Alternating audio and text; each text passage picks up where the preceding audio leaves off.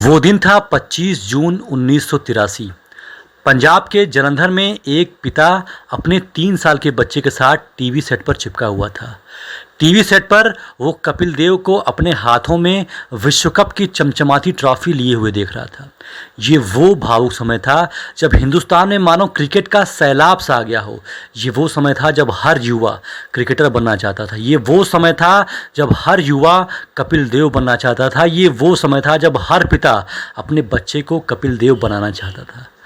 उस पिता ने भी अपने 3 साल के बच्चे के कंधे को थपथपाया और कहा, मेरा बेटा भी विश्व कप जीतेगा, मेरा बेटा भी क्रिकेट खेलेगा। और तब से शुरू होती है उस 3 साल के बच्चे की क्रिकेटिंग ट्रेनिंग। वो पिता थे सरदार सरदेव सिंह पलहा और वो बच्चा था हरभजन सिंह। हरभजन सिंह की ट्रेनिंग शुरू होती है और मैं आपको बता दूं कि हरभजन सिंह ने ट्रेनिंग स्टार्ट की तो उनके कोच ने उन्हें पहले बल्लेबाज बनाना चाहा था। उन्होंने बल्लेबाजी के गुर सीखे थे, जिसकी वजह से हरभजन सिंह बहुत ही उम्दा बल्लेबाज भी थे। हालांकि बाद में कोच की राय के बाद उन्हें ऑफ स्पिन पर फोकस करने के लिए कहा गया, क्योंकि ऑफ स्पिन का भारत में काफ़ी ज़्यादा स्कोप दिख रहा था उस समय। हरभजन सिंह ने ट्रेनिंग की और हरभजन सिंह कुछ ऐसे खिलाड़ियों में थे, कुछ ऐसे बच्चों में थे जिनकी प्रतिभा, जिनका टैलेंट बहुत तेज़ी से दिख रहा था। हरभजन सिंह कुछ ऐसे खिलाड़ियों में से थे जो लग रहा था कि वो छोटे से पिंजरे में कैद होने वाले आदमी हैं ही नहीं। उनके लिए तो पूरी ब्रह्मांड, पूरी दुनिया भी छोटी पड़ जाएगी। क्योंकि उसका सबूत ये है कि हरभजन सिंह की उम्र जब मात्र 15 साल 4 महीने की थी तो वो अपने स्टेट के लिए अंडर 16 खेल रहे थे और 15 साल 9 महीने की उम्र होते होते अपने स्टेट के लिए हरभजन सिंह ने अंडर 19 क्रिकेट खेलना शुरू कर दिया, जो कि बहुत बड़ी बात मानी जाती है। और यही नहीं, हरभजन सिंह ने साल 1999 में दिलीप ट्रॉफी में भी खेला, जिसमें उन्होंने 7 ओवर गेंदबाजी की और 7 ओवर में उन्होंने 17 रन देकर के 1 विकेट झटका, जो कि काफ़ी ज़्यादा प्रभावशाली था। ये सारे प्रदर्शन कहीं ना कहीं लोगों को दिख रहे थे, जिसकी वजह से हरभजन सिंह को भारतीय क्रिकेट टीम से बुलावा आ जाता है। ये वो समय था जब हरभजन सिंह के पिता की आंखों में खुशी के आंसू थे। उनका सपना साकार हो गया था, उनका बेटा भारतीय क्रिकेट टीम में सेलेक्ट हो चुका था। हरभजन सिंह को ऑस्ट्रेलियाई दौरे के लिए सेलेक्ट किया गया और लेकिन हरभजन सिंह ऑस्ट्रेलिया गए और ऑस्ट्रेलिया में उन्हें सिर्फ एक अभ्यास मैच खेलने का मौका मिला, जिसमें हरभजन सिंह का प्रदर्शन काफ़ी निराशाजनक था। उन्होंने 148 रन दिए और कोई विकेट नहीं ले सके। हरभजन सिंह को उस सीरीज़ के बाद टीम से बाहर निकाल दिया गया। हरभजन सिंह टूट से गए थे, क्योंकि हरभजन की कोई गलती नहीं थी। उन्हें अपने आप को दिखाने का मौका नहीं मिला और फिर वो टीम से बाहर भी हो गए। लेकिन 1 साल के अंदर एक ऐसा मौका आया जब कुदरत ने हरभजन सिंह को एक बार फिर से मौका दिया।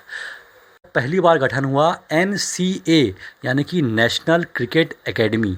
इसमें भारत के उभरते कुछ 25-30 स्पिनर को चुना गया, जिन्हें उस समय के पूर्व स्पिनर प्रसन्ना और वेंकटेश राघवन के अंडर में स्पिन गेंदबाजी के गुर सिखाए जाने थे। हरभजन सिंह के लिए बहुत ही बेहतरीन मौका था भारतीय टीम तक एक बार फिर से पहुंचने का। लेकिन उस NCA की ट्रेनिंग के दौरान तीसरे दिन ही हरभजन सिंह को उस ट्रेनिंग से यानी कि नेशनल क्रिकेट एकेडमी से निकाल दिया गया और बताया गया कि हरभजन सिंह बिल्कुल ही अनुशासनहीन है, इनके अंदर अनुशासन बिल्कुल भी नहीं है, ये बहुत ही लापरवाह और बहुत ही गैर जिम्मेदार हैं। हरभजन सिंह को नेशनल क्रिकेट एकेडमी से निकाल दिया गया और यही नहीं, हरभजन सिंह को स्पॉन्सरशिप मिलती थी एयर इंडिया की तरफ से, वो स्पॉन्सरशिप भी हरभजन सिंह के हाथों से चली गई। मतलब हरभजन सिंह के आय का पूरा स्रोत बंद हो चुका था। हरभजन सिंह पूरी तरीके से टूट चुके थे। ऐसा लग रहा था कि ये भारतीय क्रिकेटर अब शायद ना दिखे। ऐसा लग रहा था कि हरभजन सिंह का क्रिकेटिंग करियर शुरू होने से पहले ही ख़त्म हो चुका है, क्योंकि हरभजन सिंह सेलेक्टर्स के ब्लैक लिस्ट में आ चुके थे। हरभजन सिंह की शिकायत हो चुकी थी, हरभजन सिंह सेलेक्टर्स के ब्लैक लिस्ट में आ चुके थे। और ऐसा भी सुनने को मिलता है कि कुछ सेलेक्टर्स ने हरभजन सिंह से कहा था कि तुम भारतीय क्रिकेट टीम में आने का सपना तो आप छोड़ ही दो, क्योंकि तुम बहुत ज़्यादा गैर जिम्मेदार हो। तुम्हारे जैसे खिलाड़ियों को भारतीय क्रिकेट टीम में जगह मिलने का कोई चांस ही नहीं है। लेकिन देखिए ना दोस्तों, उस समय नियत ने कैसा करवट बदला। भारतीय टीम के नए नए कप्तान सौरव गांगुली को तलाश थी कुछ ऐसे स्पिनर्स की जो ऑस्ट्रेलियाई टीम को नाक में दम कर सके, क्योंकि 2001 में यानी कि एक साल बाद गावस्कर बॉर्डर का टेस्ट सीरीज होना था और गांगुली को तलाश थी एक ऐसे ऑफ स्पिनर की जो भारतीय टीम के लिए एक ट्रम्प कार्ड साबित हो। एक ऐसा मैच हो रहा था इसमें बीसीसीआई बोर्ड 11 और ऑस्ट्रेलियाई टीम का अभ्यास मैच चल रहा था। उस समय के कोच जॉन राइट की नज़र पड़ती है नेट में गेंदबाजी कर रहे हरभजन सिंह के ऊपर। हरभजन सिंह उस समय ऑस्ट्रेलियाई बल्लेबाजों को छका रहे थे। उनकी गेंदबाजी एक्शन इतनी यूनिक थी कि ऑस्ट्रेलियाई बल्लेबाज समझ ही नहीं पा रहे थे। उनकी आंखें चमक सी गईं। उन्होंने तुरंत ही फ़ोन किया सौरव गांगुली को और कहा, यहाँ नेट पर एक ऐसा बच्चा दिख रहा है जिसका गेंदबाजी एक्शन एकदम विचित्र है और ये बहुत बड़ा खिलाड़ी बन सकता है, ये ऑस्ट्रेलियाओं के नाक में दम कर सकता है।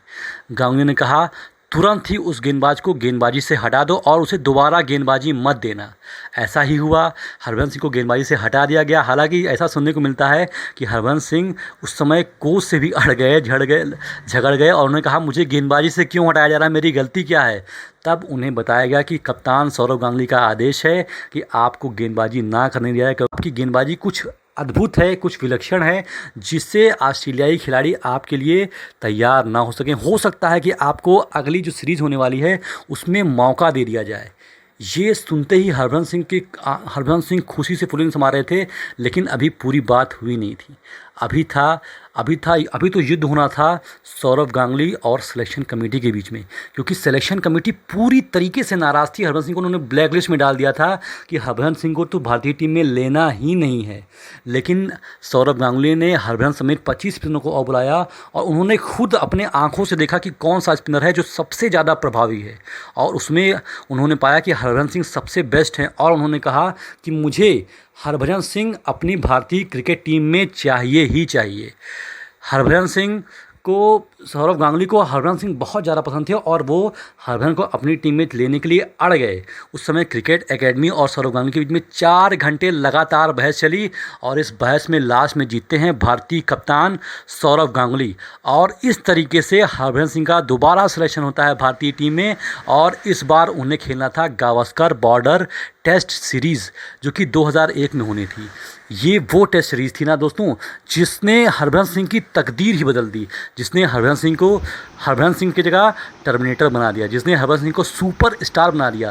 दोस्तों, इस टेस्ट सीरीज़ में हरभजन सिंह ने भारतीय क्रिकेट टीम की तरफ से पहला हैट्रिक लेने वाले गेंदबाज बने और इस सीरीज़ को भारत ने 2-1 से जीता। इस सीरीज़ के एक मैच में हरभजन सिंह ने एक इनिंग में 6 विकेट और एक इनिंग में 60 विकेट लेकर के टोटल 13 विकेट लिए और अपना सिक्का भारतीय क्रिकेट टीम में बहुत ही मजबूती से जमा लिया।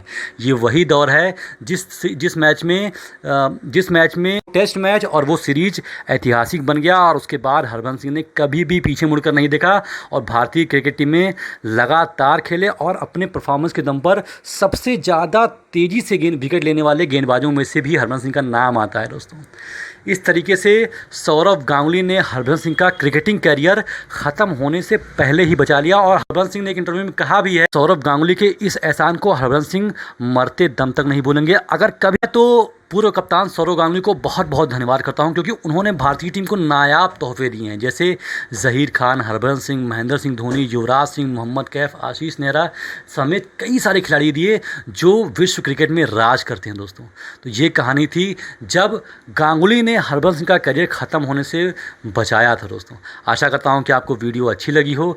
बहुत बहुत धन्यवाद। उस मुश्किल दौर पे एक ही बंदा मेरे साथ खड़ा था, वो थे सौरव गांगुली। और ज़िंदगी में मेरे साथ और कोई खड़ा रहे ना रहे, इनके साथ और कोई खड़ा ना खड़े रहे, हरभजन सिंह मरते दम तक इनके साथ खड़ा रहेगा। क्या बात है सर। और